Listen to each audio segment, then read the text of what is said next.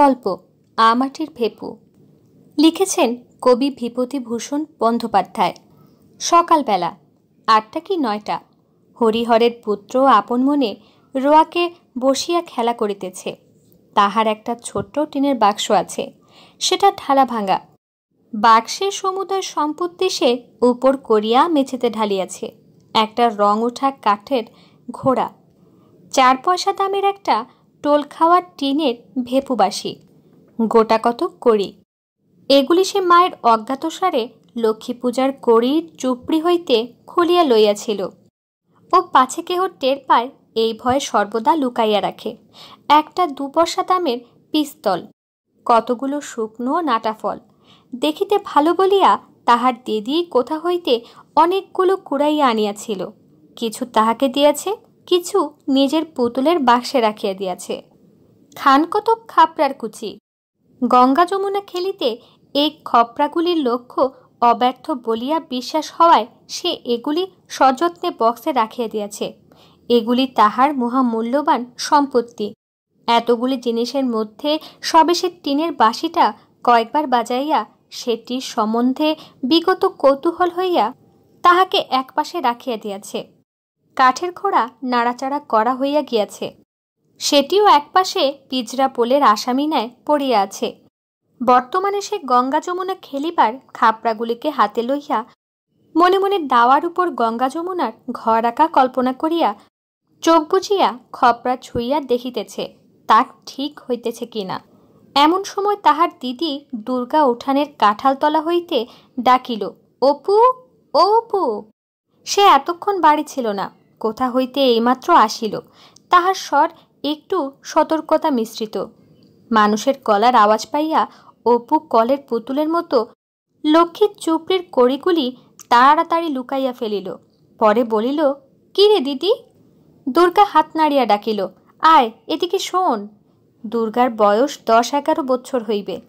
গড়ন পাতলা পাতলা, রং অপুর মতো অতটা ফর্সা নয়, একটু চাপা, হাতে কাচের চুড়ি, পরনে ময়লা কাপড়, মাথার চুল রুক্ষ, বাতাসে উড়িতেছে। মুখের গড়ন মন্দ নয়, অপুর মতো চোখগুলি বেশ ডাগর ডাগর। অপু রোয়াক হইতে নামিয়া কাছে গেল, বলিল, কে রে? দুর্গা হাতে একটা নারিকেলের মালা, সেটা সে নিচু করিয়া দেখাইল। কতগুলি কচি আম কাটা।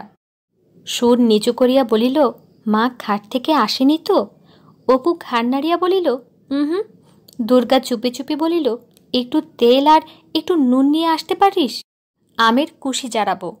অপু আহ্লাদের সহিত বলিয়া উঠিল, কোথায় পেলি রে দিদি? দুর্গা বলিল, পটলিদের বাগানে সিঁদুর কৌটোর তলায় পড়েছিল। আন দেখি একটু নুন আর তেল।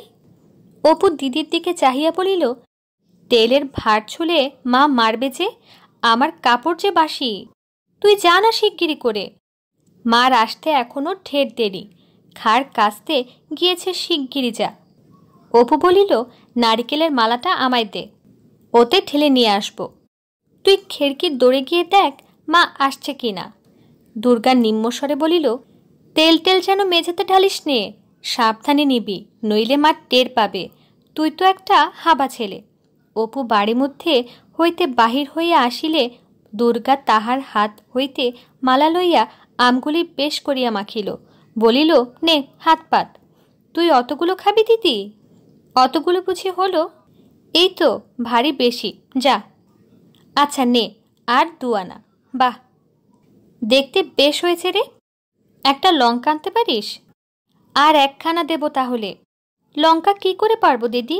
মা যে তক্তার উপর রেখে দেয়, আমি যে নাগাল পাইনি। তবে থাকগে, যাক, আবার ওবেলা আনবো। এখন পটলিদের ডোবার ধারের আম গাছটায় গুটি যা ধরেছে, দুপুরের রোদে তলায় ঝরে পড়ে। দুর্গাদের বাড়ির চারদিকেই জঙ্গল। হরিহর রায়ের গাতিভ্রাতা নীলমণি রায় সম্প্রতি গত বৎসর মারা গিয়াছেন। তাহার স্ত্রী পুত্র কন্যা লইয়া নিজ পিত্রালয়ে বাস করিতেছেন। কাজেই পাশের ভিটাও জঙ্গলবৃত হইয়া পড়িয়া আছে। নিকটে আর কোনো লোকের বাড়ি নাই। 5 মিনিটের পথ গেলে তবে ভুবন মুখুজ্জের বাড়ি। হরিহরের বাড়িটাও অনেকদিন হইয়া গেল, মেরামত হয় নাই। সামনের দিকের রোয়াক ভাঙ্গা, ফাটলে বন বিচুতির ও কালো মেঘ গাছের বন গজাইয়াছে। ঘরের দৌড় জানালার কপাট সব ভাঙ্গা, নারকেলের দড়ি দিয়া গড়াদের সঙ্গে বাঁধা আছে। খিড়কির দৌড় ঝনাত করিয়া খুলিবার শব্দ হইল এবং একটু পরেই সর্বজার গলা শোনা গেল, দুর্গা, ও দুর্গা। দুর্গা বলিল, মা ডাকছে, যা দেখে আয়, ওখানা খেয়ে যা, মুখে যে নুনের গুঁড়ো লেগে আছে, মুছে ফেল। মায়ের ডাক আর একবার কানে গেলেও দুর্গার এখন উত্তর দেবার সুযোগ নাই, মুখ ভর্তি। সে তাড়াতাড়ি জোরালো আমের চাকলাগুলি খাইতে লাগিল। পরে এখনো অনেক অবশিষ্ট আছে দেখিয়া কাঁঠাল গাছটার কাছে সরিয়া গিয়া গুড়ির আড়ালে দাঁড়াইয়া সেগুলি গ্রোগ্রাসে গিলিতে লাগিল। অপু তাহার পাশে দাঁড়াইয়া নিজের অংশ প্রাণপণে গিলিতেছিল, কারণ চিবাইয়া খাইবার আর সময় নাই। খাইতে খাইতে দিদির দিকে চাহিয়া সে দোষ সম্বন্ধে সচেতনতা সূচক হাসি হাসিল। দুর্গা খালি মালাটা এক টান মারিয়া ভেরেন্ডা কচার বেড়া পার করিয়া নীলমণি রায়ের ভিটার দিকে জঙ্গলের মধ্যে ছুড়িয়া দিল। ভাইয়ের দিকে চাহিয়া বলিল, মুখটা মুছে ফেল না বাদর, নুন লেগে আছে যে। পরে দুর্গা নিরীহ মুখে বাড়ির মধ্যে ঢুকিয়া বলিল, কি মা, কোথায় বেরোনো হয়েছিল শুনি? একলা নিজে কত দিকে যাব? সকাল থেকে খাড় কেচে গা গোতর ব্যথা হয়ে গেল। একটুখানি কুটো গাছটা ভেঙে দুখানা করে নেই। কেবল পাড়ায় টোটো টোকলা সেধে বেড়াচ্ছেন, সে বাদর কোথায়? অপু আসিয়া বলিল, মা খিদে পেয়েছে। রোসো রোসো, একটুখানি দাঁড়াও বাপু, একটুখানি হাফ জিরোতে দাও। তোমাদের রাত দিন খিদে আর রাত দিন ফাইফারমোস। ও দুর্গা, দেখ তো বাছুরটা হাঁক পারছে কেন? খানিকটা পরে সর্বজয়া রান্নাঘরে দাওয়ায় বটি পাতিয়া শশা কাটিতে বসিল। অপু কাছে বসিয়া পড়িয়া বলিল, আর একটু আটা বের করো না মা, মুখে বড্ড লাগে। দুর্গা নিজের ভাগ হাত পাতিয়া লইয়া সংকোচিত সুরে বলিল, চাল ভাজা নেই মা? অপু খাইতে খাইতে বলিল, চিবনো যায় না, আম খেয়ে দাঁত টকে। দুর্গার ভ্রুকুটি মিশ্রিত চোখ টেপায় বাধা পাইয়া তাহার কথা অর্ধপথেই বন্ধ হইয়া গেল। তাহার মা জিজ্ঞাসা করিল, আম কোথায় পেলি? সত্য কথা প্রকাশ করিতে সাহস না পাইয়া অপু দিদির দিকে জিজ্ঞাসা সচুক দৃষ্টিতে চাহিল। সর্বজয়া মেয়ের দিকে চাহিয়া বলিল, তুই ফের এখন বেরিয়েছিলি বুঝি? দুর্গা বিপন্ন মুখে বলিল, ওকে জিজ্ঞেস করো না, আমি এই তো এখন কাঁঠাল তলায় দাঁড়িয়ে, তুমি যখন ডাকলে তখন তো। স্বর্ণ গোয়ালিনী গাই দুহিতে আশায় কথাটা চাপা পড়িয়া গেল। তাহার মা বলিল, যা বাছুরটা ধরতে যা। ডেকে সারা হলো, কোমলে বাছুর। ও স্বর্ণ, এত বেলা করে এলে কি বাঁচে? একটু সকাল করে না এলে এই তেতপ্পর পর্যন্ত বাছুর বাঁধা। দিদির পেছনে পেছনে অপুও দুধ ধোয়া দেখিতে গেল। সে বাহির উঠানে পা দিতেই দুর্গা হাতার পিঠে দুম করিয়া নির্ঘাত এক কিল বসাইয়া দিয়া কহিল, লক্ষ্মী ছাড়া বাদর। পরে মুখ ভাঙাইয়া কহিল, আম খেয়ে দাঁত টকে গিয়েছে, আবার কোনোদিন আম দেব, খেয়েও ছাই দেব। এই অবেলায় পটলিদের কাকুরতলির আম কুড়িয়ে এনে জারাবো, এত বড় বড় গুটি হয়েছে, মিষ্টি যেন গুড়। দেব তোমায়, খেয়েও এখন। হাবা একটা কোথাকার, যদি এটুকু বুদ্ধি থাকে। দুপুরে কিছু একটা পরে হরিহর কাজ সারিয়া বাড়ি ফিরিল। সে আজকাল গ্রামের অন্নদা রায়ের বাটিতে গোমস্তার কাজ করে। জিজ্ঞাসা করিল, অপুকে দেখছি নে? সর্বজয়া বলিল, অপু তো ঘরে ঘুমোচ্ছে। দুর্গা বুঝি? সেই খেয়ে বেরিয়েছে। সে বাড়ি থাকে কখনো? দুটো খাওয়ার সঙ্গে যা সম্পর্ক, আবার সেই খিদে পেলে তবে আসবে। কোথায় কার বাগানে কার আমতলায় জামতলায় ঘুরছে। এই চৈত্রের মাসের রোদ্দুরে ফের দেখো না এই জ্বরে পড়ল বলে। এত বড় মেয়ে বলে বোঝাবো কত? কথা শোনে না কানে নেয়? একটু পরে হরিহর খাইতে বসিয়া বলিল, আজ 10 খরায় তাগাদার জন্য গেছিলাম বুঝলে। একজন লোক খুব মতব্বর, 5টা 6টা গোলা বাড়িতে, বেশ পয়সাওয়ালা লোক। আমায় দেখে দণ্ডবধ করে বললে, দাদা ঠাকুর আমায় চিনতে পাচ্ছেন? আমি বললাম, না বাপু, আমি তো কই। বললে, আপনার কর্তা থাকতে তখন তখন পূজা আচ্চায় সব সময় তিনি আসতেন, পায়ের ধুলো দিতেন। আপনারা আমাদের গুরুতল্য লোক। এবার আমরা বাড়ি শুদ্ধ মন্তর নেব ভাবছি, তা আপনি যদি আজ্ঞে করেন তবে ভরসা করে বলি, আপনি কেন মন্তরটা দেন না? তা আমি তাদের বলেছি, আজ আর কোনো কথা বলবো না, ঘুরে এসে দু একদিনে বুঝলে। সর্বজয়া ডালের বাটি হাতে দাঁড়াইয়াছিল, বাটি মেঝেতে নামাইয়া সামনে বসিয়া পড়িল, বলিল, হ্যাঁ গো, তা মন্দ কি? দাও না ওদের মন্তর, কি জাত? হরিহর সুর নামাইয়া বলিল, বলো না কাউকে, সৎগোপ। তোমার তো আবার গল্প করে বেড়ানোর স্বভাব, আমি আবার কাকে বলতে যাব? তা হোক গে সব গোপ, দাও গিয়ে দিয়ে। এই কষ্ট যাচ্ছে, ওই রায়বাড়ির 8 টাকা ভরসা, তাও 2-3 মাস অন্তর তবে দেয়, আর এদিকে রাজ্যের দেনা। কাল ঘাটের পথে সেজ ঠাকরুন বললেন, বৌমা, আমি বন্ধক ছাড়া টাকা ধার দেইনি, তবে তুমি অনেক করে বললে বলে দিলাম। আজ 5 মাস হয়ে গেল, টাকা রাখতে পারবো না। এদিকে রাধা বষ্টমের বউ তো ছিঁড়ে খাচ্ছে, দুবেলা তাগাদা আরম্ভ করেছে।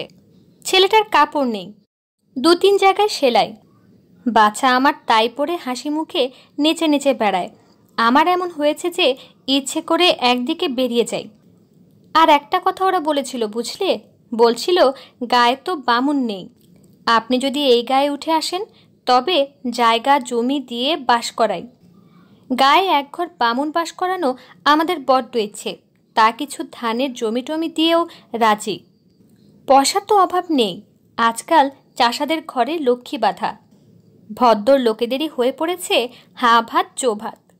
আগ্রহের সর্ব জায়গার কথা বন্ধ হইবার উপক্রম হইল এক্ষুনি। তা তুমি রাজি হইলে না কেন? বললেই হতো যে আচ্ছা আমরা আসব। ওরকম একটা বড় মানুষের আশ্রয় এ গায়ে তোমার আছে কি? শুধু ভিটে কামড়ে পড়ে থাকা। হরিহর হাসিয়া বলিল, পাগল, তখনই কি রাজি হতে আছে? ছোট লোক ভাববে ঠাকুরের হাড়ি দেখছি শিখে উঠেছে। ওতে খেলো হয়ে যেতে হয় তা নয়। দেখি একবার চুপি চুপি মজুমদার মশাইয়ের সঙ্গে পরামর্শ করে। আর এখন ওট বললেই কি ওঠা চলে? সব বেটা এসে বলবে টাকা দাও, নইলে যেতে দেব না। দেখি পরামর্শ করে কিরকম দাঁড়ায়। এ সময় মেয়ে দুর্গা কোথা হইতে পা টিপিয়া টিপিয়া আসিয়া বাহিরের দুয়ারে আড়াল হইতে সতর্কতার সহিত একবার উকি মারিল এবং অপরপক্ষ সম্পূর্ণ সজাগ দেখিয়া ওধারে পাঁচিলের পাশ বাহিয়া বাহির বাটির রোয়াকে উঠিল। দালানের দুয়ার আস্তে আস্তে ঠেলিয়া দেখিল উহা বন্ধ আছে। এদিকে রোয়াকে দাঁড়ানো অসম্ভব, রৌদ্রের তাপে পা পুড়িয়া যায়। কাজেই সে স্থান হইতে নামিয়া গিয়া উঠানের কাঁঠাল তলায় দাঁড়াইল। রৌদ্রে বেড়াইয়া তাহার মুখ রাঙা হইয়া উঠিয়াছে। আঁচলের খুঁটে কি কতগুলো যত্ন করিয়া বাঁধা।